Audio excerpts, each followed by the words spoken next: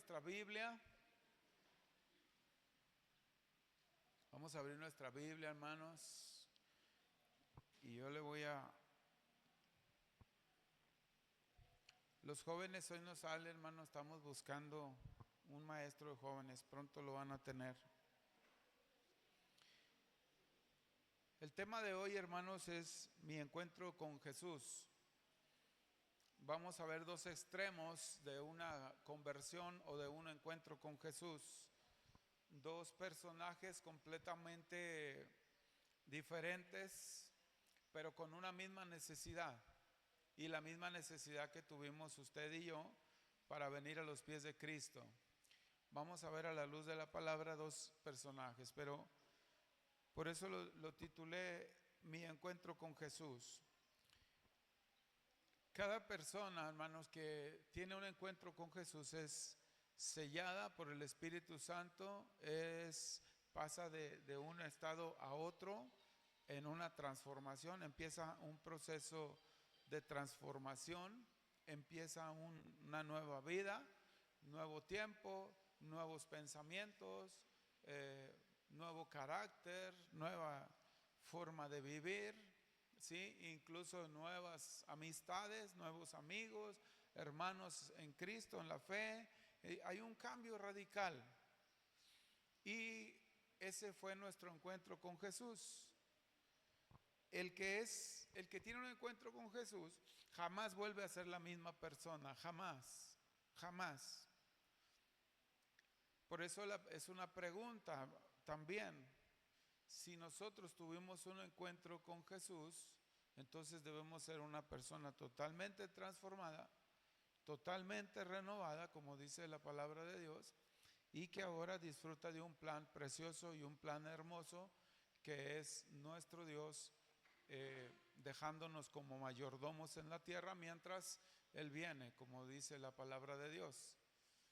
Sí, el dueño de la hacienda se fue y dejó dones a las personas que él tenía en su hacienda, y cuando él viniera pues les iba a llamar a cuentas. Es lo mismo, es una parábola.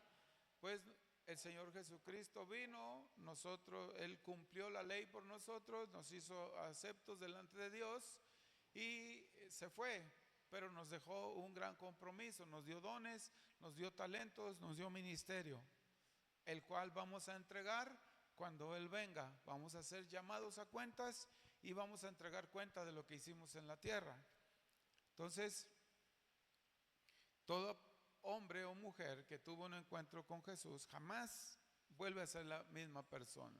Vamos a 2 de Corintios capítulo 5 versículo 17. Usted conoce esta palabra, muy famosa esta palabra que es de Pablo. 2 de Corintios 5, 17 dice: de manera o de modo que si alguno está en Cristo, nueva criatura es. Las cosas viejas pasaron, he aquí todas son hechas nuevas. Anótelo. Y Gálatas capítulo 2 versículo 20 dice: con Cristo estoy juntamente crucificado, y ya no vivo yo, mas vive Cristo en mí. Anótelo. Y Romanos capítulo 12 versículo 2 dice: no os conforméis a este siglo, sino transformaos por medio de la renovación de vuestro entendimiento. Estos textos, y hay muchos más, dan una clara idea de lo que es ser una nueva criatura, de lo que es tener un encuentro con Jesús. Es una clara idea de lo que es tener un encuentro con Jesús. La pregunta es: ¿cómo fue tu encuentro con Jesús? ¿Cómo fue? ¿Tú recuerdas ese momento especial? Cuando recibiste a Cristo en tu corazón, porque fue un momento especial. Ese momento marcó tu vida. Ese momento cambió tu vida. Transformó tu caminar.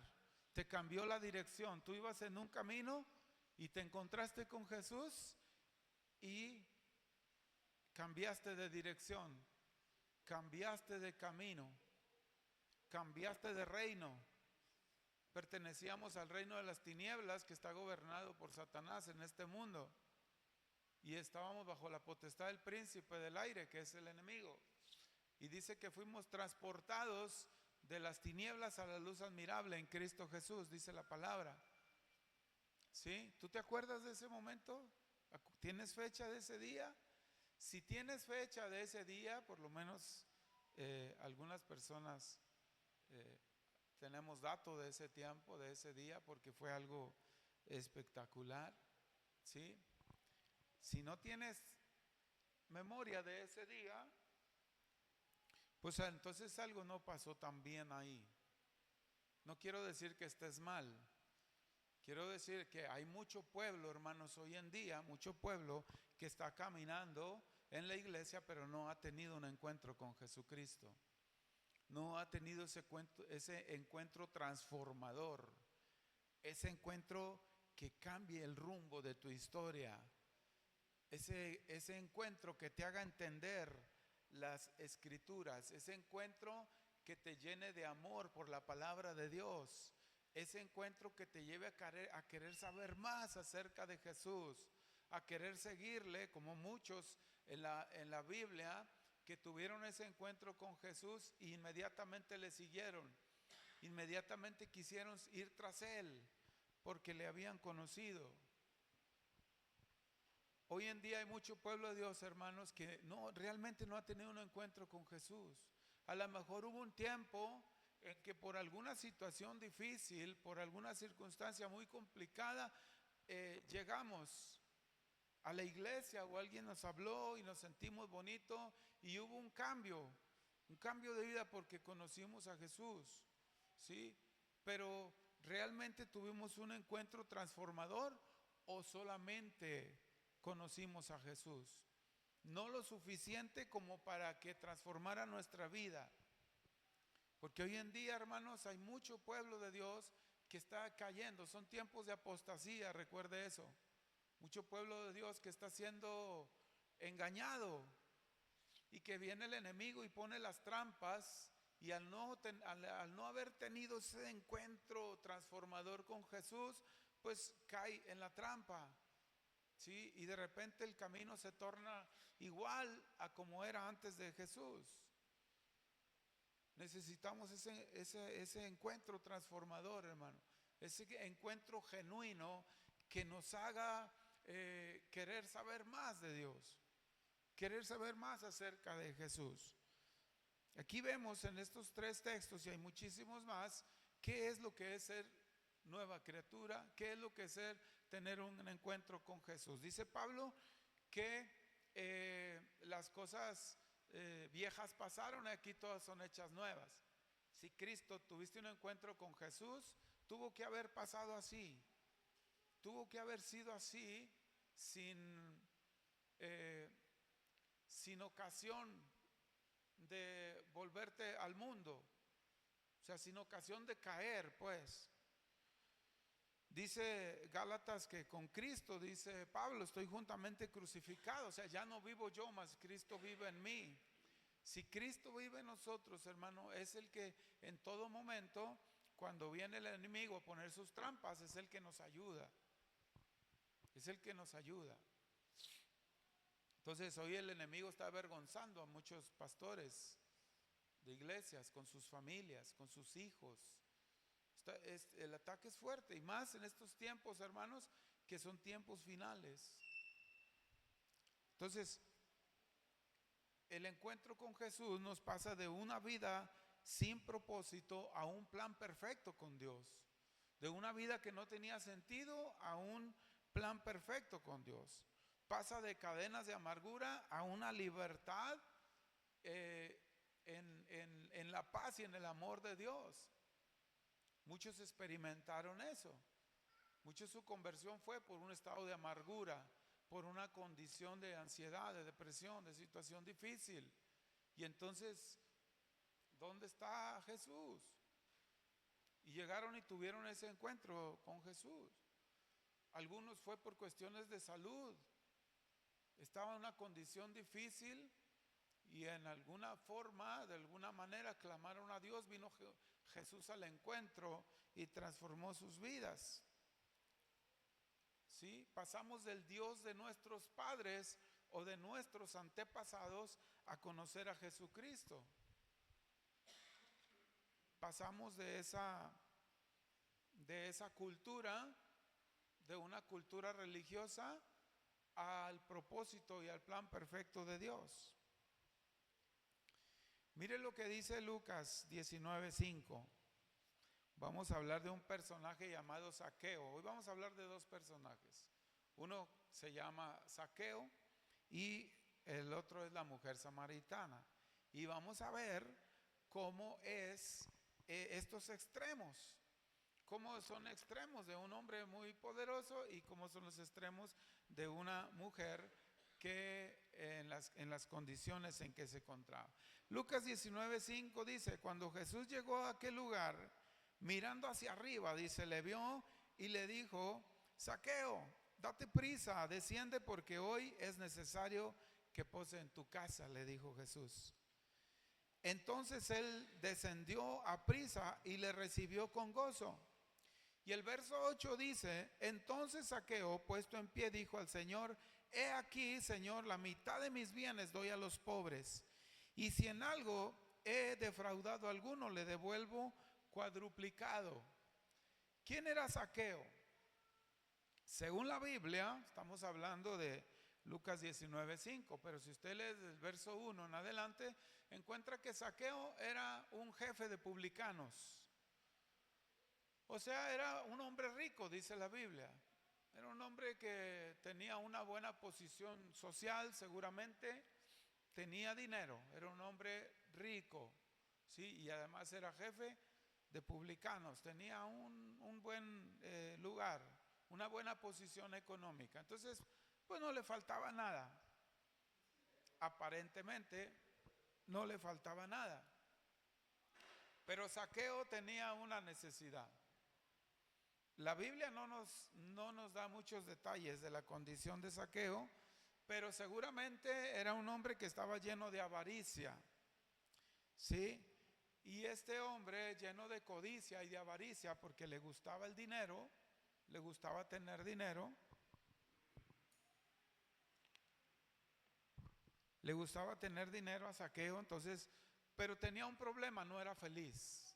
Algo necesitaba su alma estaba sedienta, ¿sí? Era un hombre chaparrito, dice la escritura. Y cuando él oyó que venía Jesús, dijo: yo tengo que ver a Jesús.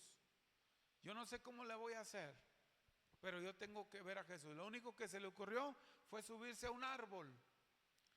E iba pasando Jesús y él fue y se trepó en un árbol. ¿Cómo le haría? ¿Quién sabe? Le diría a alguien: ayúdame a subir aquí, a treparme a este árbol. Y cuando él estaba ahí ganchado de ese árbol, pasó Jesús y lo vio. Recuerda que Jesús no necesita que alguien le hable, ¿verdad? ¿Se acuerda la mujer que tocó el manto de Jesús? Había una multitud y ella solamente decía: si tan solo tocar el borde de su manto, dice. Una fe tremenda. Y fue y tocó el borde de su manto. Y Jesús dijo: ¿qué pasó? ¿Quién me tocó? Y le dicen los discípulos: maestro, por favor, maestro, estamos apretados por toda la multitud y tú dices: ¿quién te tocó? Pues todos están encima de ti, maestro. Dijo: no, alguien me tocó de una manera especial. Alguien vino a buscarme de una manera especial. Dijo: porque yo sentí que salió poder de mí, dice Jesús. Alguien se había acercado de una manera especial. Jesús se dio cuenta. Jesús sabía, ¿sí? Cuando alguien hablaba de Jesús, Jesús se acercaba y sabía lo que había en el corazón de aquellas personas. Entonces la gente no necesitaba hablarle a Jesús. Algunos le hablaban: Jesús, hijo de David, ten misericordia de mí.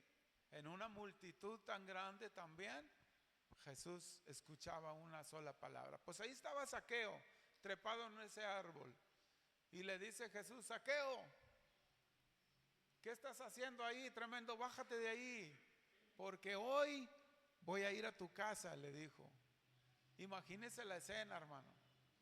Comprenda la lectura de lo que estamos leyendo. Había un hombre en un árbol, venía Jesús con un sinnúmero de personas, mucha gente, y Jesús lo ve ahí. Jesús sabe que estaba viendo de Zaqueo, no estaba viendo al hombre, no estaba viendo a esa persona trepada en un árbol, estaba viendo un corazón necesitado. Jesús vio el corazón de Zaqueo, le dijo: Zaqueo, date prisa, bájate de ahí porque hoy voy a posar en tu casa. Y dice que Zaqueo se bajó corriendo y fue a donde estaba el maestro y se hizo acompañar del maestro hasta la casa de Zaqueo. Si profundizamos un poquito en la lectura, en el verso 8 dice: entonces Zaqueo, puesto en pie. Si comprendemos la lectura, hermano, como se lo he pedido varias veces, muchas, si usted comprende la lectura, dice: y Zaqueo, puesto en pie. A ese momento que Zaqueo se pone de pie, ¿dónde estaba Zaqueo? ¿Dónde estaba Zaqueo ahí cuando dice la Biblia? Y Zaqueo, puesto en pie, dijo al Señor: he aquí, Señor, la mitad de mis bienes voy a dar a los pobres. Y si alguno le cometí un fraude, él sabía que sí lo había hecho. Si alguno le cometió un fraude, le voy a dar 4 veces lo que le quité. ¿Dónde estaba Zaqueo cuando está diciendo esto a Jesús? ¿En dónde? En su casa. Recuerde que Zaqueo se bajó del árbol, fue corriendo a Jesús y le dijo: Jesús, hoy voy a entrar a tu casa. Se fueron a la casa de Zaqueo y platicaron. La Biblia no nos dice qué, pero seguramente Jesús estaba platicando con Zaqueo. Zaqueo seguramente derramó su corazón delante del maestro diciéndole: soy rico, Jesús, soy rico, tengo mucho dinero, he estafado mucha gente, sí, soy jefe de los publicanos, o sea, soy el que agarra el dinero de todos lados, pero no soy feliz, no tengo paz en mi alma, no tengo paz. Había una plática en la casa de Zaqueo donde Jesús le está hablando. No dice la Biblia qué le dijo Jesús, pero seguramente le habló de lo que Dios quería hacer con él.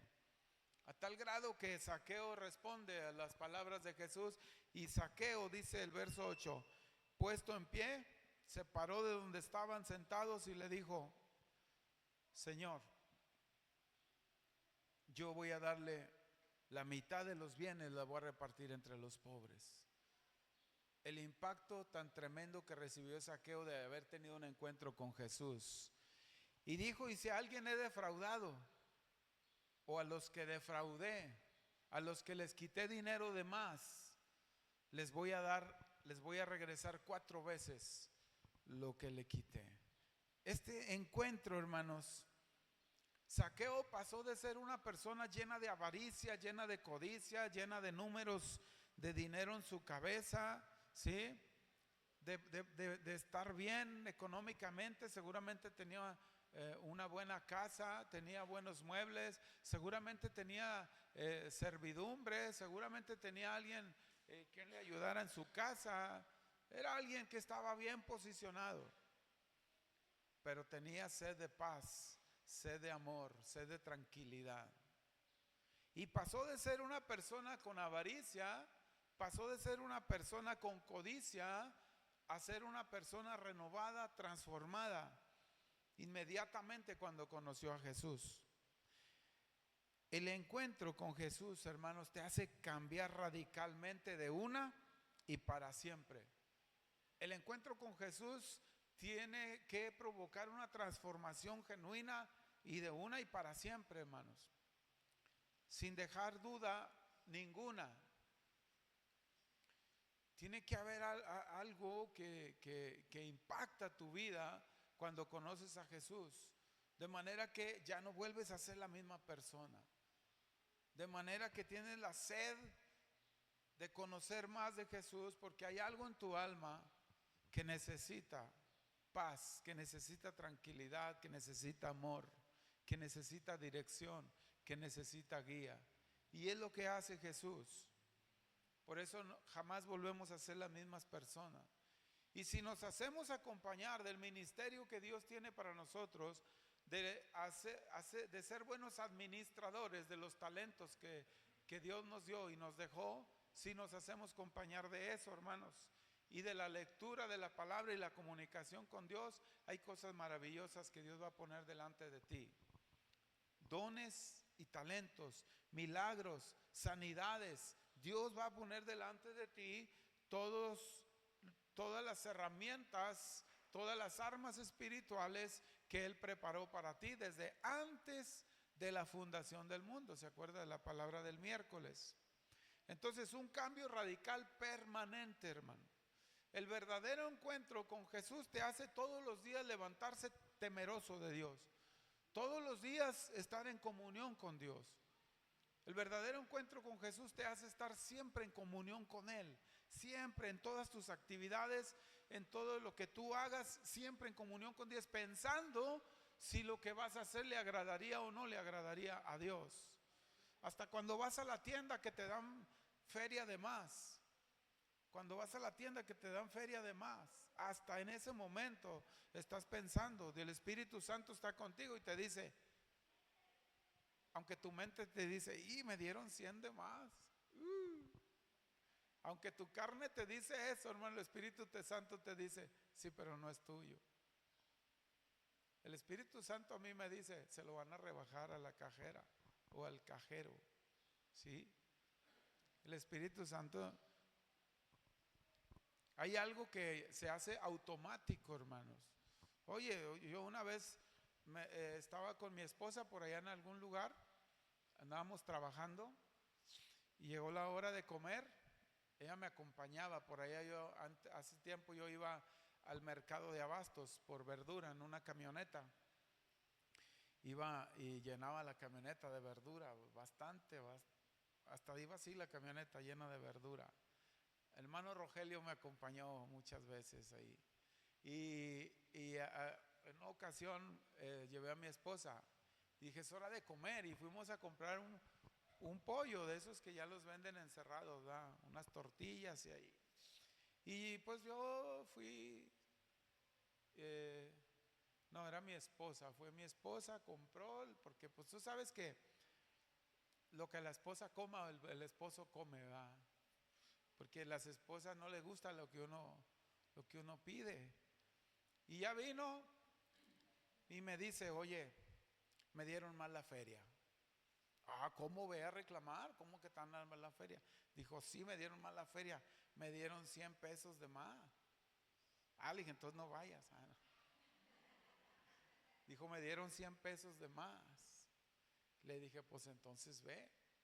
Entonces va mi esposa y yo voy detrás de ella y le dice a mi esposa, a la joven, le dice, oye, se espera mi esposa a que atiendan a la que están atendiendo. Y le dice a mi esposa, oye, y le hace la cajera. Y pues tenía fila, ¿verdad? Oye, ya al fin le dice mi esposa, oye, es que me diste mal la feria, hija. No, a mí no me venga a reclamar nada, yo le di la feria bien.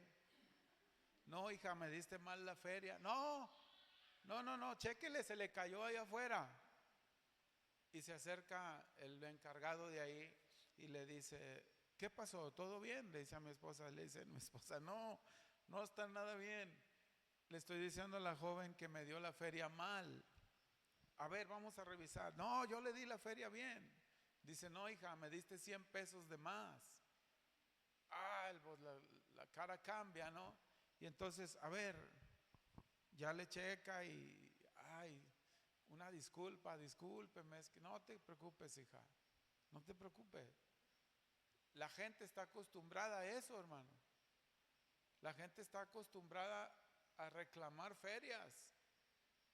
La gente está acostumbrada a lo negativo, al rechazo, a lo que es contrario. La gente no está acostumbrada al que alguien vaya y en lugar de reclamarle le haga saber que hizo algo mal, pero perjudicándolo a esa persona.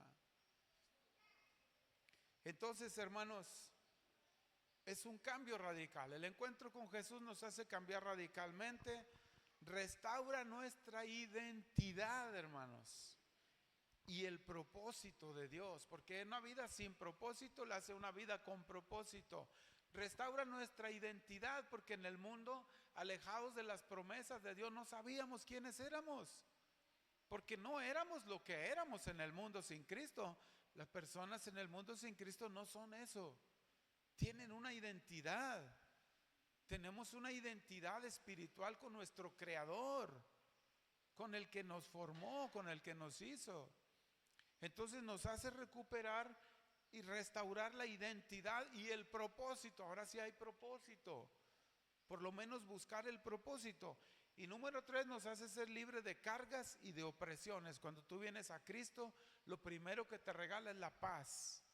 No sabes por qué, pero tienes paz. Llegas atribulado, cansado, destruido, derrotado, buscando a Dios, lo encuentras y de alguna manera el Señor lo primero que te da es paz. La paz que sobrepasa el entendimiento humano viene a ser parte de ti en ese momento. Es el primer regalo, humanamente hablando, porque lo que ha pasado es que hemos pasado de muerte a vida eterna. Efesios capítulo 2, versículo 12. Efesios 2:12 dice: en aquel tiempo estábamos sin Cristo, alejados de la ciudadanía de Israel y ajenos a los pactos de la promesa, sin esperanza y sin Dios en el mundo. Esa es la identidad que estaba en nosotros cuando no teníamos a Cristo en nuestro corazón. Alejados de los pactos de la promesa. En nuestra Biblia, hermanos, hay muchos pactos que son promesa y que Dios está esperando que usted haga uso de esos pactos para que reclame las promesas. Hay pactos, la Biblia está llena de pactos, hermano. Hay pactos que caducaron en su tiempo, que eran para un pueblo, para una nación o para un rey, y caducaron en su momento. Hay pactos que permanecen hasta el día de hoy, que son pactos eternos, que no se acaban, ¿sí? Son pactos perpetuos y son para todos aquellos que los quieran tomar. Son promesas, ¿sí? Yo les ponía un ejemplo muy claro, que es un pacto eterno y es para toda la humanidad. Hay pactos que fueron para toda la humanidad y son vigentes todavía. No son exclusivos para el pueblo de Dios. Hay pactos exclusivos para los hijos de Dios. Y hay pactos también que son para la creación, para toda la creación. Como el pacto que Dios le dio a Noé después del diluvio. ¿Se acuerda? Nunca más terminará la tierra anegada, o sea, nunca más será cubierta por agua, dice el Señor.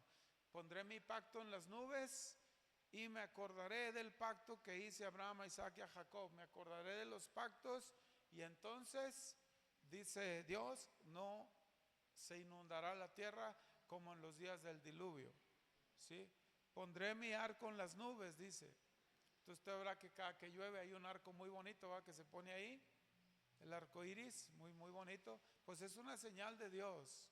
Está escrito: pondré mi arco en las nubes y me acordaré de que nunca más la tierra será anegada en agua. Pactos perpetuos, hermanos. Pactos para toda la creación. No solamente para el pueblo, para toda la creación. Entonces Jesucristo, hermanos, nos regresó la identidad cuando nos acercamos a Él. No solo vino a mejorar nuestra forma de vivir, no solo vino a cambiar nuestra manera de pensar, vino a resucitar, hermano, lo que estaba muerto en nosotros. Vino a resucitar aquellas cosas que ya estaban sin actividad en nuestra vida, pero que eran necesarias para la paz, para el gozo, para la felicidad. Eso que estaba muerto, hermanos, que era nuestra identidad en Dios, de la cual habla Efesios 2:12, eso que estaba muerto, que era nuestra identidad en Dios, Ni siquiera sabíamos que existía.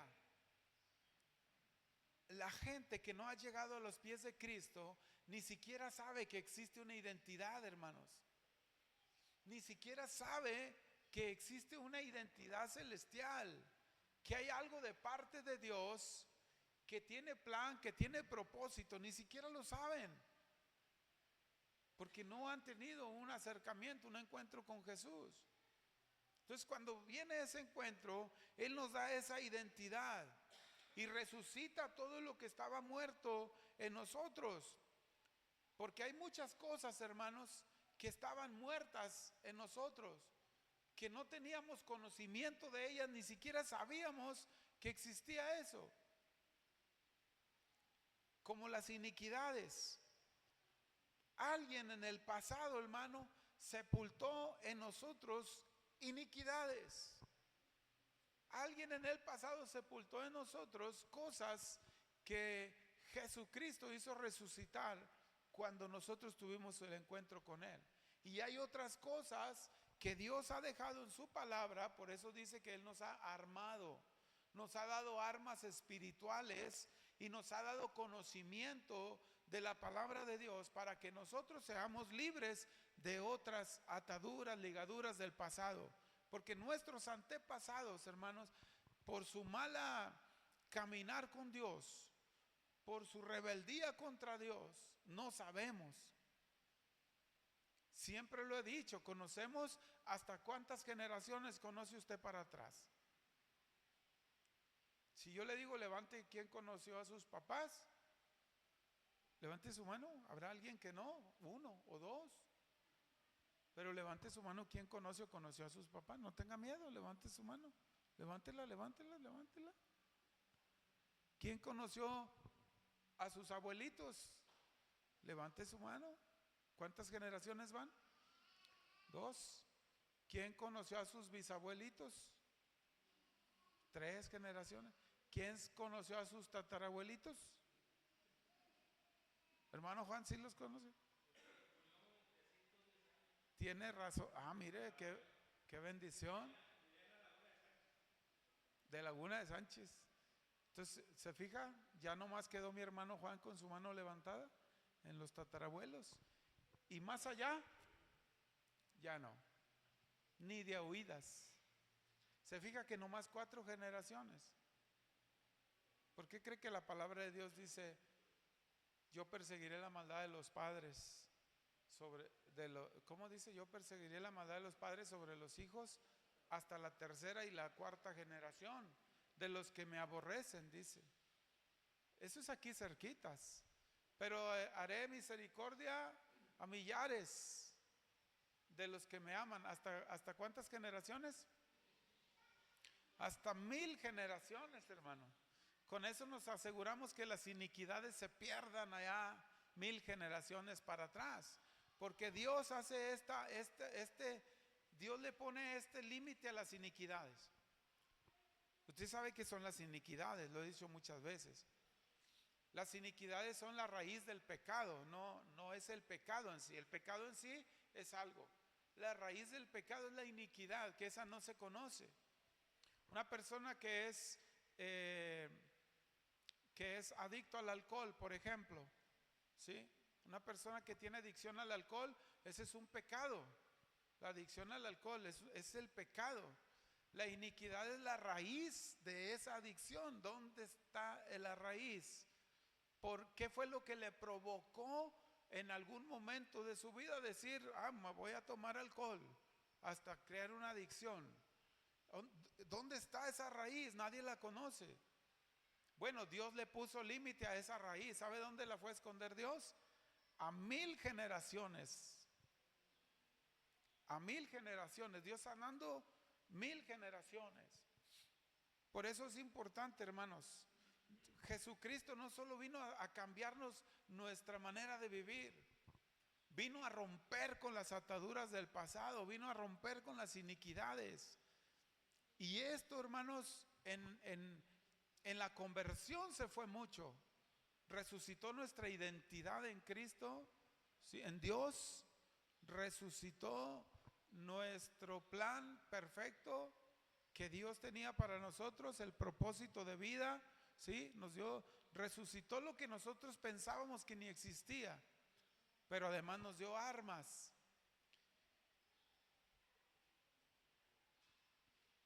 Nos dio armas. Dice la Biblia, hermanos, que las armas de nuestra milicia no son carnales, sino poderosas en Dios para la destrucción de fortalezas.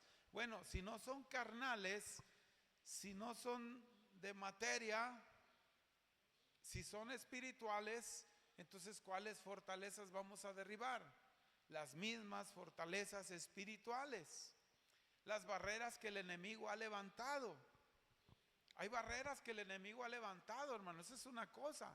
Una barrera es algo, es un impedimento, pero no es una oposición total. Una barrera no es una oposición total. Una barrera la podemos brincar, la podemos cruzar con mucho esfuerzo, quizás podamos, para la destrucción de esas barreras espirituales. Porque, por ejemplo, una barrera la podemos cruzar con mucho esfuerzo, pero dice Dios que Él la destruye por nosotros, pero nos da las armas a nosotros para destruirla.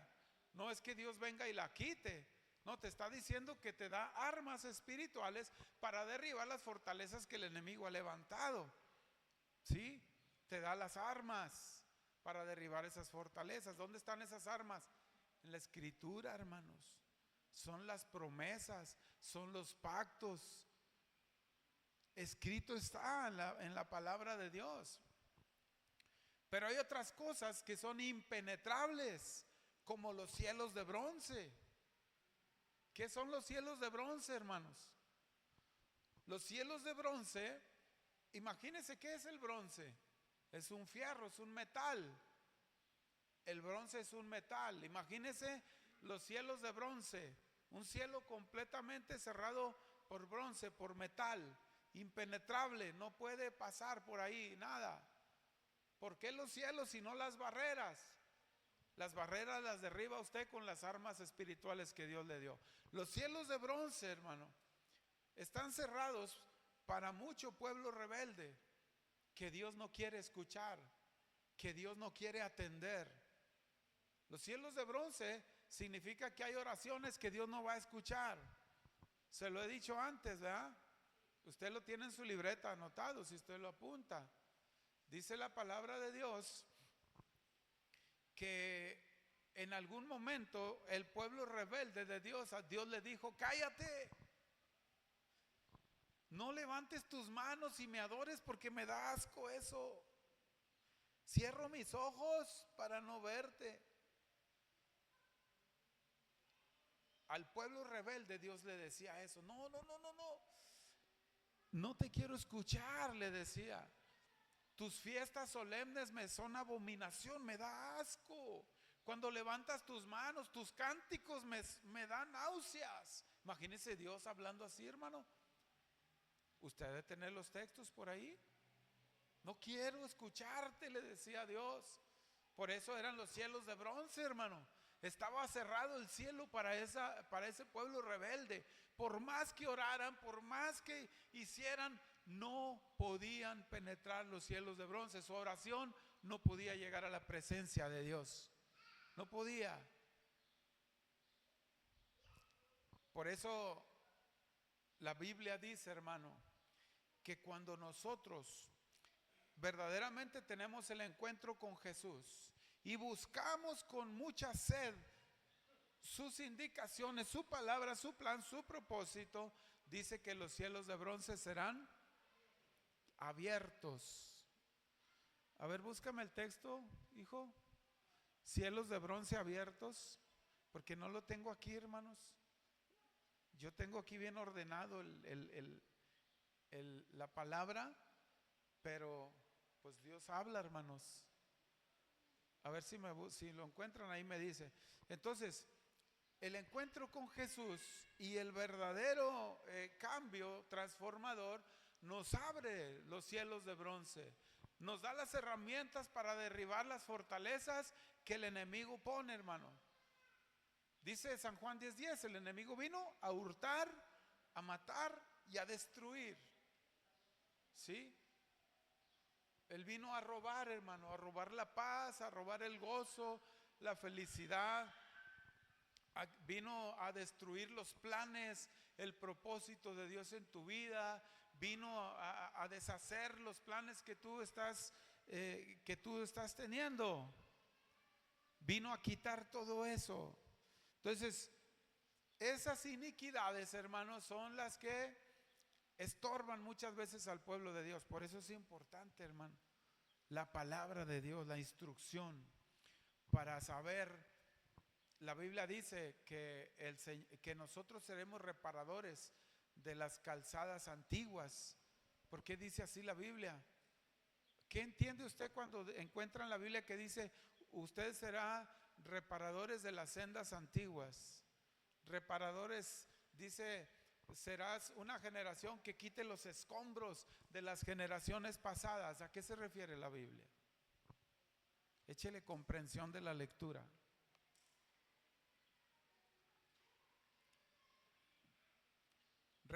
Restaurador de calzadas antiguas. ¿Cómo?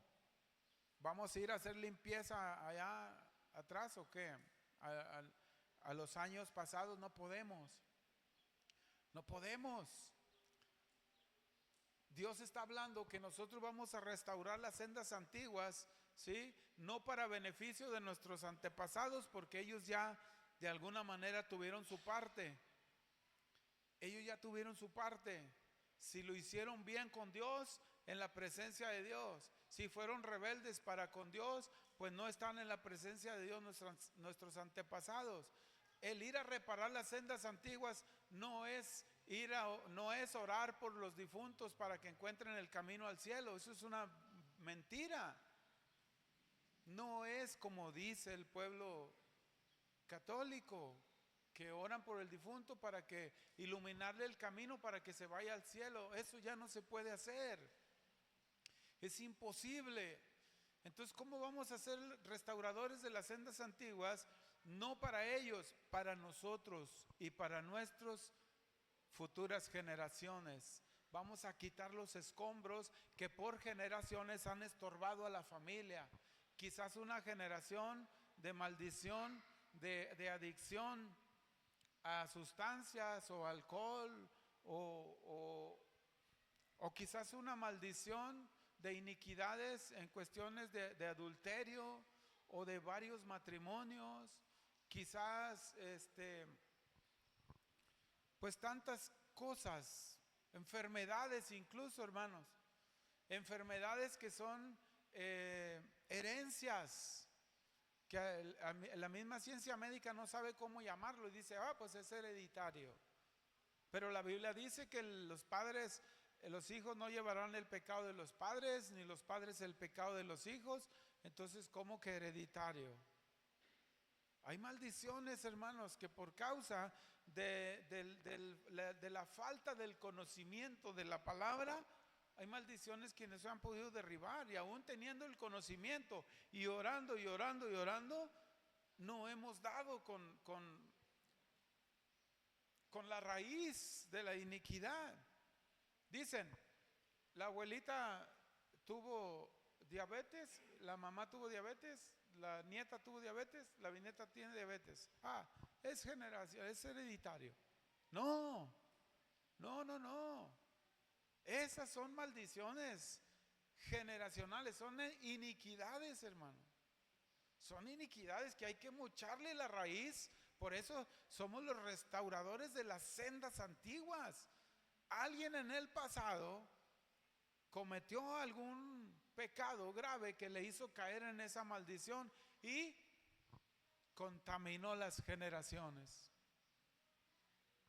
Por eso restaurar las sendas antiguas es ir y cortar la raíz allá para que ya no dé fruto acá en las nuevas generaciones. ¿Sí me entiende? Entonces, solamente basta, hermanos, conocer un poquito de nuestro pasado para entender nuestro presente. Basta que usted indague un poquito en su pasado, en sus padres, en sus abuelos o en sus bisabuelos. Por eso es importante platicar con papá y mamá y hacerle preguntas. Mamá, ¿dónde estabas tú cuando tenías 15 años? A veces es importante, mire, recuerde que tenemos un abogado defensor, que es ¿quién? Nuestro Señor Jesucristo. Pero tenemos un abogado acusador, que es ¿quién? El enemigo. ¿Sí? Ambos conocen la ley. Ambos son conocedores. ¿Sí? El enemigo conoce la ley. Entonces, es importante investigar, hablar con papá, con mamá. Mamá, papá, ¿dónde naciste? ¿Dónde estabas cuando tenías 15 años? ¿Cómo fue tu vida? ¿Estabas en paz con papá, con tu papá y tu mamá?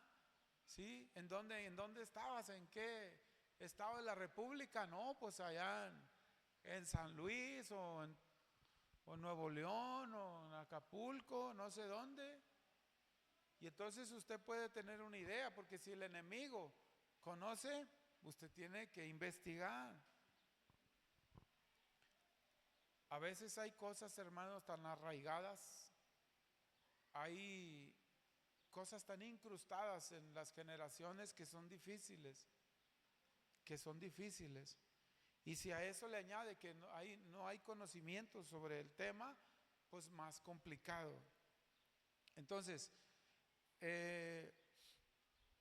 basta con conocer un poquito de su pasado para entender su presente. Y sobre ese poquito que usted conozca de su pasado, pues la oración, hermano.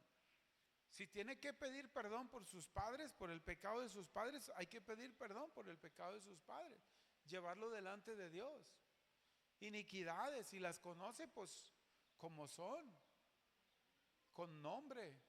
Señor, yo te pido perdón por el pecado de mi papá, que fue así, hizo esto y esto y esto y esto. Señor, mi papá vivió en Chihuahua.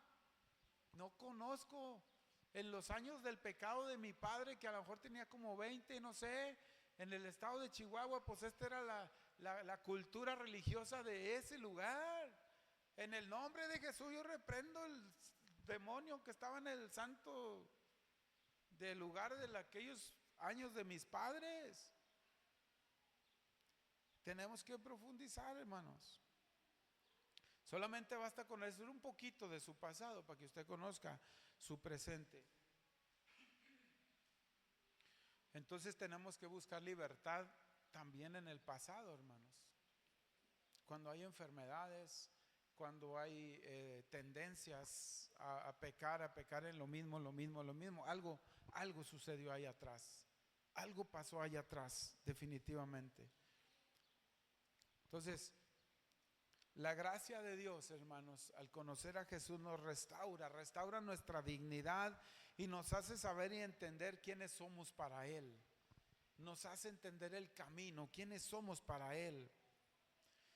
Y nos da la identidad, nos hace saber que somos perdonados y que somos amados por Dios. Porque cuánta gente viene a los pies de Cristo con una condenación terrible por el pasado que le está identificando, por la identidad del pasado que carga, con una terrible carga de decir yo no merezco que Dios haga esto por mí porque yo hice estas maldades muy graves allá atrás. Y lo que Dios te dice es que en esa identidad que Él te está dando, dice que eres amado y que eres perdonado. Imagínate Saulo de Tarso, cuántas vidas no se fueron por causa de él, de su religiosidad. Sin embargo, Dios lo perdona y él se siente perdonado y se siente amado y con un gran compromiso de llevar el evangelio. Pablo quiso superar en Cristo lo que hizo en el lado equivocado. Quiso superarlo y se aventó a fue llamado el apóstol de los gentiles. Entonces, hermanos, no sabemos nosotros qué es lo que pasó ahí atrás.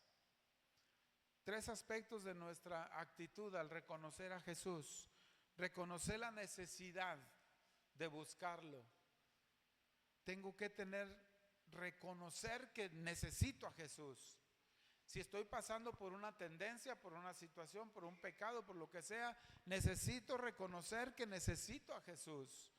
Número 2, estar dispuesto a soltarlo todo y dejarle el control a Dios. Estar dispuesto a dejarle el control a Dios.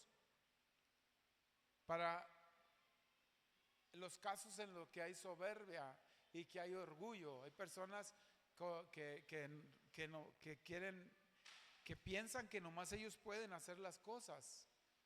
A eso les cuesta más soltar el control. Y número 3, aceptar la invitación de Jesús, que fue lo que hizo Jesús con Zaqueo, ¿sí? Lo llamó, le hizo la invitación de entrar a su casa, ¿sí? Para platicar con él. Entonces,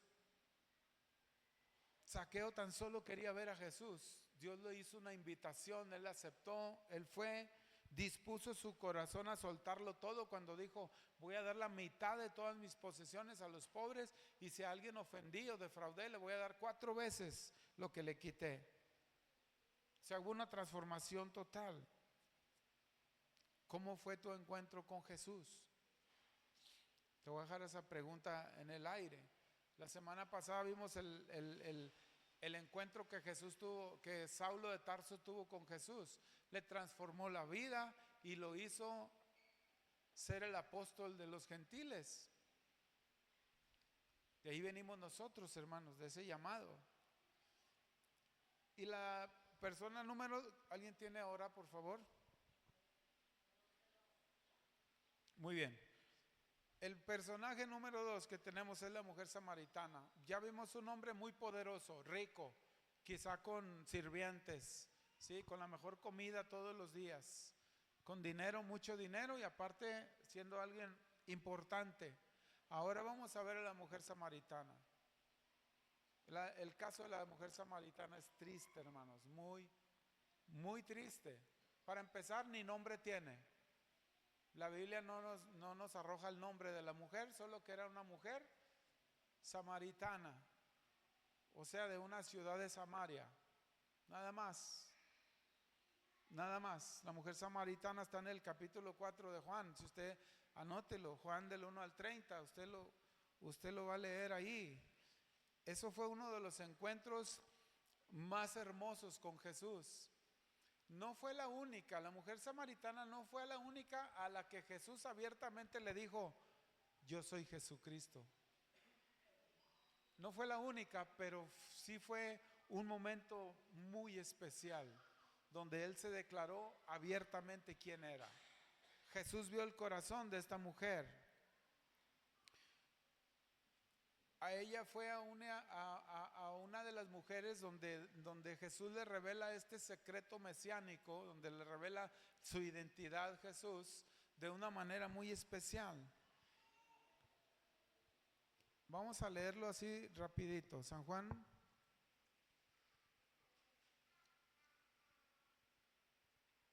¿Qué dije? Juan 4. Mire, se lo voy a leer bien rapidito y lo desglosamos la historia. Jesús y la mujer samaritana, dice. Dice: cuando pues el Señor entendió que los fariseos habían oído decir de Jesús: hace y bautiza, más discípulos que Juan. El verso 5 dice: vino pues a una ciudad de Samaria llamada Sicar, junto a la heredad que Jacob dio a su hijo José, y estaba allí en el pozo de Jacob. Entonces Jesús, cansado del camino, se sentó así junto al pozo. Era como la hora sexta. Bueno, vamos a leerlo y vamos ahí desglosándolo. Dice que Jesús vino de la ciudad de Samaria, vino a una ciudad de Samaria llamada Sicar, junto a la heredad de Jacob. Pero el verso 3 dice: salió de Judea y se fue otra vez a Galilea. Los judíos no podían hacer ese recorrido que hizo Jesús. Ir de Judea a Galilea, pasar por Samaria, no podían. Samaria, pisar tierra samaritana era impuro para los judíos. Entonces tenían que hacer un gran una gran rodear un buen para poder llegar a Galilea, porque no pasaban por Samaria. Pero Jesús dijo, pues aquí cerca está, me queda por el camino. Jesús caminó por Samaria, siendo judío. Entonces dice, el verso 7, dice, dice 6, y estaba ahí en el pozo de Jacob. Entonces Jesús, cansado del camino, se sentó así junto al pozo y era como la hora sexta. Dice que Jesús mandó a los discípulos a comprar comida. Y él, cansado del camino, porque estaba lejos, y la hora sexta eran las 12 del mediodía, la hora sexta. Entonces Jesús estaba cansado, llegó ahí al pozo de Jacob cansado y se sentó por ahí a un ladito. Imagínense Jesús sentado con las rodillas así dobladas, sentado descansando en la orilla del pozo, descansando Jesús porque estaba cansado. Y dice la escritura en el verso 7, dice, vino una mujer de Samaria a sacar agua y Jesús le dijo, dame de beber. Aquí hay algo importante, tratando de entender la lectura, hermanos. Dice que era la hora sexta y vino una mujer de Samaria. Esta mujer de Samaria fue a la hora sexta. ¿Sabe por qué fue a la hora sexta? O sea, a las 12 del mediodía. Porque esa era la hora en que ninguna mujer iba. Nadie iba al pozo a sacar agua a esa hora. Y ella fue a esa hora para no encontrarse a ninguna mujer. Ahorita le digo por qué. El verso 7 dice, vino una mujer de Samaria a sacar agua y Jesús le dijo, dame de beber. ¿Cómo le diría el maestro a esa mujer? Aquí dice, le dijo, dame de beber. ¿Cómo imagina usted que le dijo el maestro? Seguramente él estaba sentado al lado del pozo y escuchó que alguien llegó, se enderezó Jesús, se paró. Imagino yo, hermano, ¿cómo le diría a usted? Yo le diría, usted me conoce, yo le diría, hermanita, deme agua, por favor. Saque tantita agua para mí, por favor. Así le diría yo. ¿Sí? Con amor, hermanita, me da tantita agua, por favor, ando cansado. ¿Sí? ¿Cómo le diría a Jesús? No sé, pero me imagino que algo parecido, con amor. Pero mire la respuesta. Dice, pues sus discípulos, verso 8, habían ido a la ciudad a comprar de comer. La mujer samaritana le preguntó, le dijo, ¿cómo? ¿Tú siendo judío me pides a mí de beber, que soy mujer samaritana? Porque judíos y samaritanos no se trataban entre sí. Vamos a ver el conflicto de los judíos y samaritanos, que es un tema muy largo, pero se lo voy a dar así Cuando el reino de Asiria, hermanos, conquistó el reino del norte de Israel, conquistó el reino del norte al pueblo de Israel, llegaron los asirios y pues pelearon contra ellos y los conquistaron.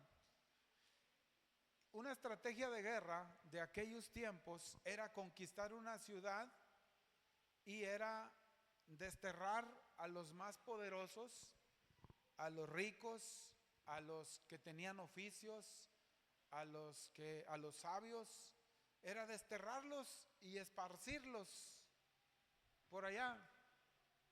Se cree que cuando conquistaron el reino del norte, los asirios expulsaron a todos los que tenían conocimiento, a los sacerdotes, a los ricos los aventaban lejos, los aventaron allá por Nínive, a otros a otro lugar y los esparcían.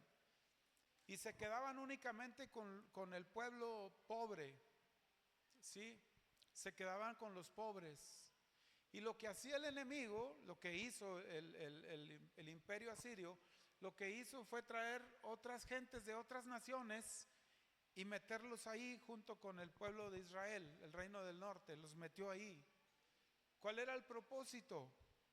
El propósito era una estrategia militar, era arrancarles su identidad desde raíz, destruirles su cultura, su tradición, su religión, acabar de raíz con un pueblo. ¿Para qué? Para que ese pueblo no fuera una amenaza en el futuro. Entonces expulsaron a todos los sabios, los pudientes, los ricos, dejaron a los pobres y trajeron gente de otras ciudades y los metieron ahí con ellos. La Biblia dice que hay una maldición por ahí en Segunda de Reyes. Es más, le voy a dar el texto para que usted lo lleve a casa y escudriñe lo que le estoy hablando. El texto se encuentra en Segunda de Reyes 17, del 24 al 40. Es más, dame Segunda de Reyes 17, 24, por favor. Nomás le voy a dar una entradita para que usted le dé comezón de escudriñar la escritura. Dice: y trajo el rey de Asiria gente de Babilonia, de Cuta, de Ava, de Hamad, de Sepharvaim, y los puso en las ciudades de Samaria en lugar de los hijos de Israel, y poseyeron a Samaria y habitaron en sus ciudades. Y ahí se lo dejo para que usted le siga investigando. ¿Qué hizo el rey asirio? Trajo gente de otras ciudades, los puso ahí con los pobres que quedaron del reino del norte, el pueblo de Israel, los puso ahí. Dice ahí, por ahí dice la Biblia que Dios lanzó una maldición y mandó leones que empezaron a hacer desastre y a devorar. Pero eso se lo dejo a usted porque no me quiero ahondar mucho en esto. El asunto es que se mezclaron entre sí los judíos con los de otras naciones. Se casaron con el tiempo. Al principio se resistieron los judíos. Dijeron no, porque eran judíos. Dijeron no, nosotros no nos vamos a mezclar porque son impuros, porque no son judíos. Pero con el tiempo hizo su trabajo, terminaron teniendo matrimonios entre judíos y las otras naciones. Bueno, cuando el reino del sur regresa de la conquista de Babilonia, regresaron con Esdras y con Nehemías, creo. Cuando regresaron, que quisieron construir el templo de Jerusalén, se acercaron los judíos de Samaria, porque ellos se consideraban judíos. Regresaron y les quisieron ayudar y pusieron resistencia. Tanto Esdras como Nehemías pusieron resistencia porque los consideraban impuros, porque se habían contaminado con un pueblo que no era de Dios. Entonces ahí nace esa lucha entre samaritanos y judíos. Los judíos naturales, que eran del reino del sur, los consideraban impuros por haberse mezclado con naciones extranjeras. Entonces los excluyeron, ¿sí? Entonces la mujer samaritana ni siquiera era judía natural, ni siquiera era de las que llegaron, era hija de esas mezclas mestizas. Por eso ella le dice, estamos en la palabra, le dice: tú, ¿cómo tú siendo judío? ¿En dónde vamos?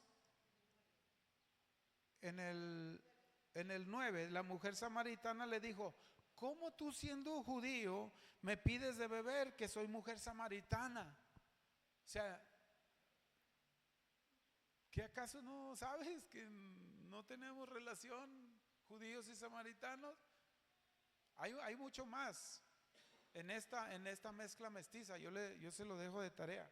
Y dice el 10, dice: respondió Jesús y le dijo: si conocieres el don de Dios. Aquí está bien hermoso este encuentro de la mujer samaritana con Jesús. Le dice: si conocieres el don de Dios, ¿y quién es el que te dice dame de beber? Tú le pedirías y él te daría agua viva. La mujer le dijo: Señor, no tienes con qué sacarla, ¿cómo me vas a dar agua? No tienes una tina para sacar el agua. Dice: y el pozo está hondo, ¿de dónde pues me vas a dar agua viva?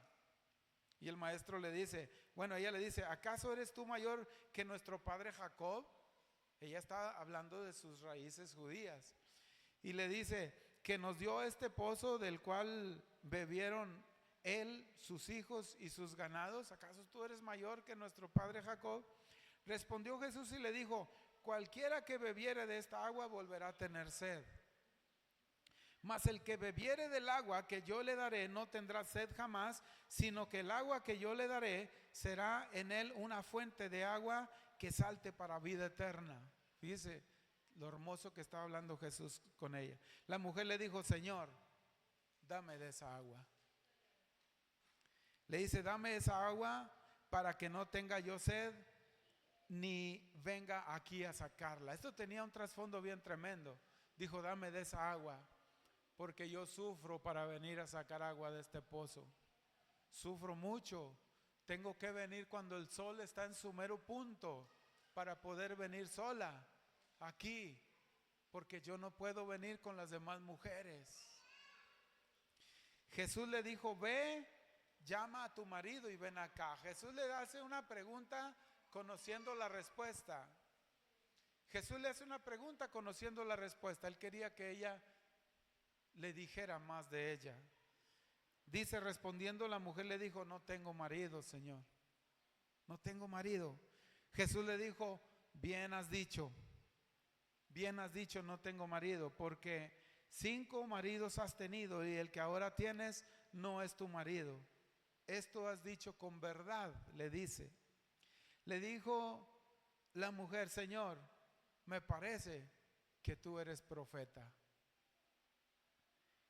Nuestros padres adoraron en el monte y vosotros decís que en Jerusalén, en el lugar donde se debe adorar. Le dice ella, nuestros padres adoraron en el monte y ustedes en Jerusalén adoran en otro lugar. Porque cuando los judíos naturales llegaron Esdras y Nehemías, uno a reconstruir el templo materialmente y el otro a reconstruir el orden religioso del templo, llegaron a reconstruir.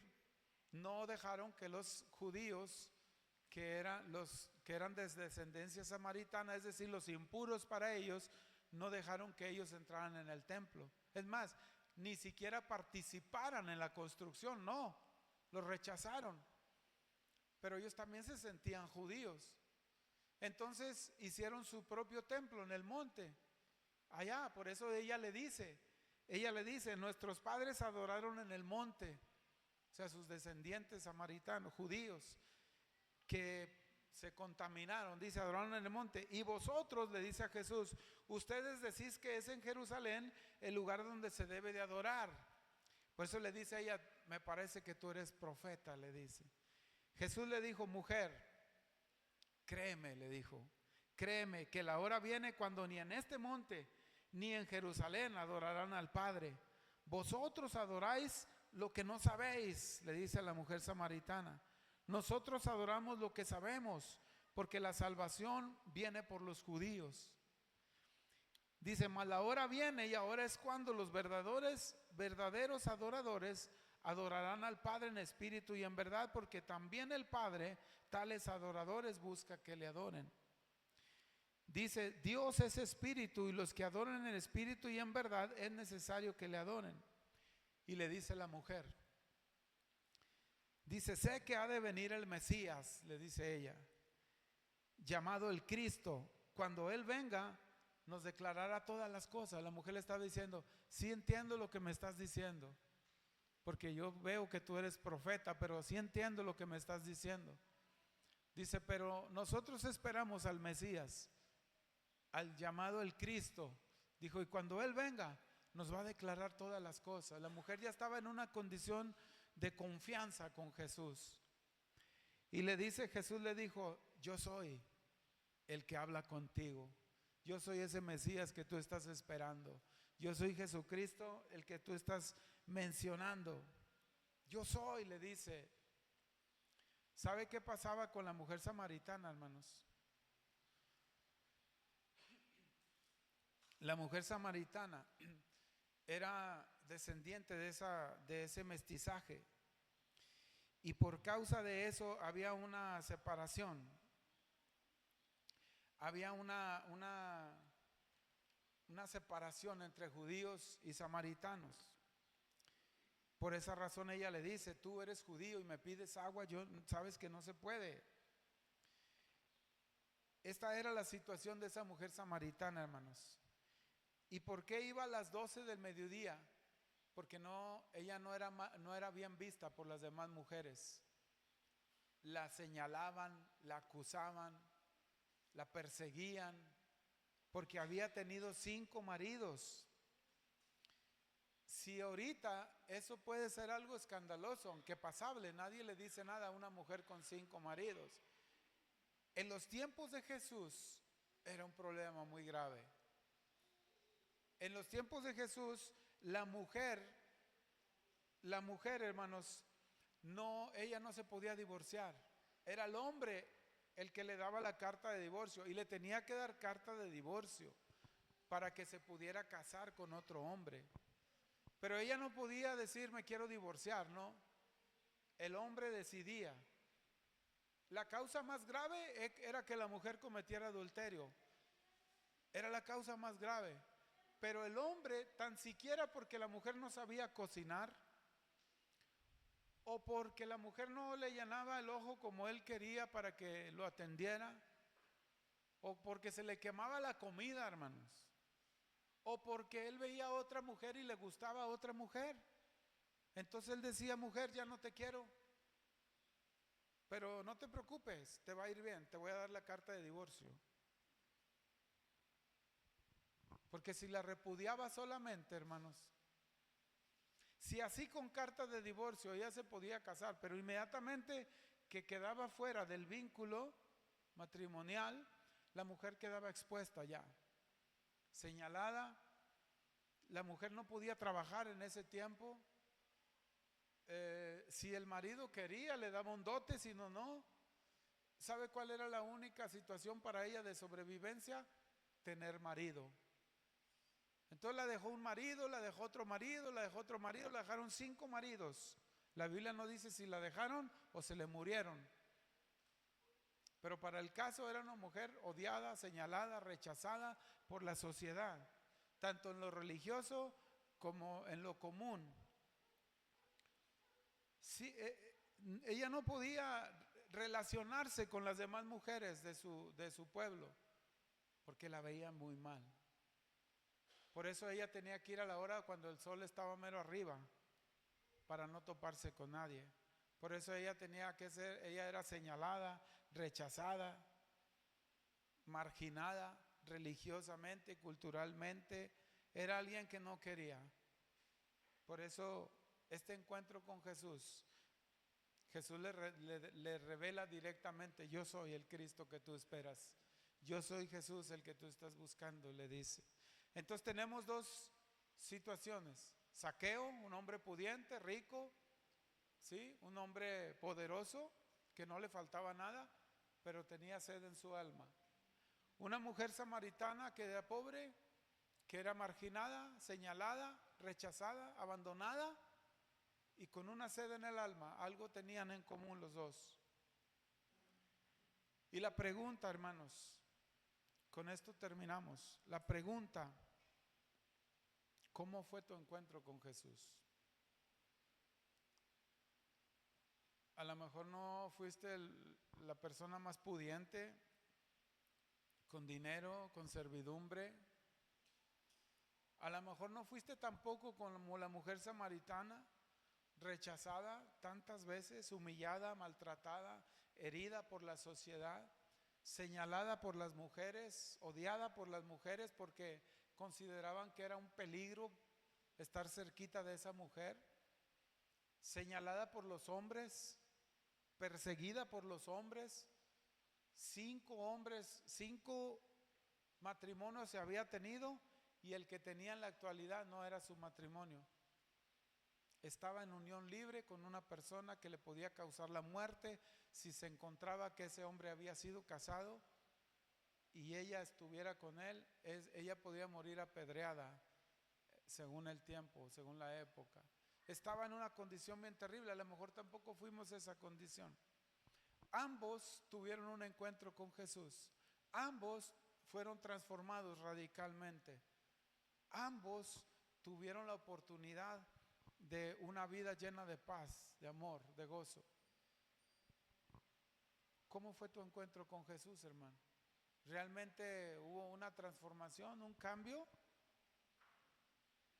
¿O solamente fue conocerlo superficialmente? Vamos a ponernos sobre nuestros pies, hermanos.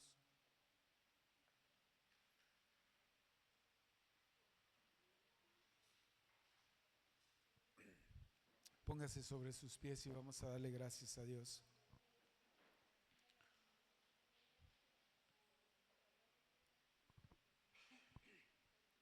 Oremos a Dios, hermanos. Oremos a Dios. Bendito Dios, gracias te damos, Señor, por este tiempo que tú nos has regalado el día de hoy. Señor, muchas gracias. Padre, hoy me presento delante de ti. Preséntese delante de Dios, hermano. Preséntese delante de Dios. Dígale, Señor, aquí estoy. Señor, aquí estoy, Padre, y hoy quiero decirte, perdóname porque no he cumplido el propósito, Señor. Quizá me extravié en el camino, quizá me confundí, quizá no entendí las cosas. Pero hoy, Señor, yo veo a la luz de tu palabra dos casos muy diferentes. Un hombre muy pudiente que no necesitaba nada económicamente, que lo tenía todo, pero que tenía un vacío en su alma, que tenía un vacío en su corazón y necesitaba de ti. También me di cuenta que hubo una mujer de la cual no conocemos ni su nombre, pero que era de Samaria. Y sabemos que era una mujer abandonada, rechazada por la sociedad, por la cultura de su época, por la religión, perseguida por los hombres y desechada por las mujeres, que no tenía identidad, que la había perdido por sus generaciones pasadas, que algo había pasado en sus generaciones que le llevaron a estar en esa condición. Sus antepasados se mezclaron con las naciones del mundo y ahora ella estaba en esa situación. Quizás, Señor, no fui como ella, quizás tampoco fui como Zaqueo, sino que tú has forjado mi propia historia. Tengo mi propia identidad, tengo mi propio pasado, tengo mis propias situaciones y circunstancias en mi vida, pero sí tengo algo en común con ellos dos. Tengo sed en mi corazón de ti. Mi alma está sedienta de ti, o estuvo sedienta cuando yo me encontré contigo, Señor Jesucristo. Señor Jesús, ahora sé que este encuentro que tuve contigo transformó mi vida, mis pensamientos, mi carácter, mi forma de pensar. Me dio una nueva identidad, un camino diferente. Pero, Señor, algo pasó en el camino. Algo sucedió. Algo pasó.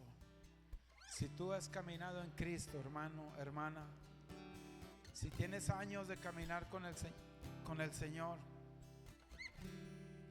y hubo un tiempo en que las circunstancias, las situaciones, o tu manera de pensar o de sentir o de buscar la presencia de Dios no fue lo suficiente, y regresaste al mundo quizás por un tiempo, o quizás hiciste cosas que te separaron de Dios, que te hicieron perder la identidad. Es el tiempo de decirle, Señor, algo pasó. ¿Qué pasó, Señor? ¿Qué pasó en ese encuentro? ¿Qué me faltó? ¿Qué me faltó conocer? ¿Qué me faltó sentir? ¿Qué me faltó experimentar? ¿Qué me faltó en ese encuentro contigo? Dile, Señor, aquí estoy. Hoy quiero ser esa nueva criatura. Hoy quiero ser esa nueva criatura con propósito, Señor. Quizás tú estés caminando, conociendo al Señor, apenas tienes 1 año, 2 años, 3 años en el Evangelio. Quizás tú estás disfrutando de ese encuentro tan maravilloso. Quizás no has experimentado lo que es ir al mundo siendo pueblo de Dios. Hoy tienes esa oportunidad, tú que eres recién nacido en el Evangelio, de decirle, Señor, gracias. Gracias, Señor, porque estoy en tu plan y en tu propósito. Guárdame, Señor, de pecar contra ti. Guárdame de ser conquistado por el enemigo o de ser conquistada por el enemigo, que me haga trastabillar en mi fe y que corra el peligro de caer en el mundo nuevamente. Tú tienes una oportunidad de agradecimiento y dile gracias, Señor. Y si tú tienes años caminando en el Evangelio y en algún momento dejaste el camino y regresaste, o lo has dejado varias veces el camino y has regresado, y quizás te preguntes qué pasó, qué faltó, hoy es el tiempo de que tú le digas al Señor: Señor, aquí estoy nuevamente y quiero ser nueva criatura. Dile: Padre, yo quiero ser nueva criatura. Quiero entrar en el plan y en el propósito tuyo. Quiero experimentar esa transformación verdadera. Quiero ser de ese pueblo que tú buscas, de esos adoradores que te adoren en espíritu y en verdad. Señor, aquí estoy. Aquí estoy, Señor. Por favor, transfórmame. Cámbiame de una y para siempre. Séllame con tu Espíritu Santo. Dile gracias, Señor. Muchas gracias. Gracias.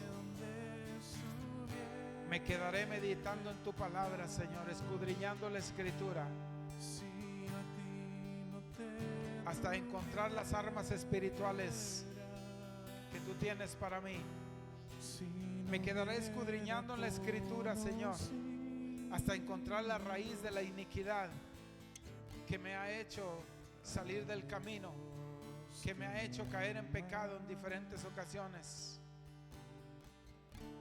Escudriñaré tu palabra hasta encontrar esa raíz. Pero, Señor, necesito su ayuda. Necesito de usted, Espíritu Santo, que me ayude a ser ese restaurador de las sendas antiguas, de quitar el escombro de muchas generaciones, de que a partir de mí mis generaciones sean benditas hasta 1000 generaciones, que a partir de mí se levante una generación que te adore en espíritu y en verdad. Señor, aquí estoy. Aquí estoy, Padre. Aquí estoy. Transfórmame, cámbiame, límpiame, purifícame, santifícame, Señor, para buscar tu presencia. Dale gracias a Dios. Dale gracias a Dios. Dale gracias a Dios. Tus palabras, dale gracias a Dios. Dale gracias a Dios con tus palabras. Jesús es mi plenitud. Cristo Jesús eres mi plenitud. Gracias, Señor. Gracias porque a cada uno de nosotros nos diste la oportunidad de conocerte algún día. Y de ahí para acá, nunca nos hemos arrepentido de haberte conocido, sino todo lo contrario. A partir de ese día fue maravilloso para cada uno de nosotros. El haberte conocido, Señor, ha sido la decisión más importante en nuestras vidas que hemos tomado. Es lo más importante que hemos tomado en nuestras vidas. Y tú nos prometiste la vida eterna. Y tú no eres hombre para que mientas, ni hijo de hombre para que te arrepientas. Señor, sabemos que tenemos la vida eterna en Cristo Jesús, porque Él derramó su sangre para que nosotros no la derramáramos. Y Él murió para que nosotros no muriéramos eternamente. Señor, gracias por ese momento que selló nuestras vidas. Gracias por ese momento que hubo un sello en nuestra vida que cambió para siempre la nacionalidad, El día que te conocimos se nos dio una nueva acta de nacimiento, donde dice que Jehová es nuestro Padre. Nosotros somos hijos del Dios Altísimo. Y con mucho orgullo y con mucha honra somos hijos de Dios. Así es que, mis hermanos, gloria a Dios. Estamos contentos. Estamos contentos por esa decisión que tomamos de recibir a nuestro Señor Jesucristo como nuestro Señor y nuestro Salvador, y nuestro sanador y nuestro libertador. A Él sea la gloria por toda la eternidad. Gloria a Dios, mis hermanos. Dale un aplauso a nuestro Padre, porque Él lo hizo todo por nosotros. Aleluya, te amamos, Señor.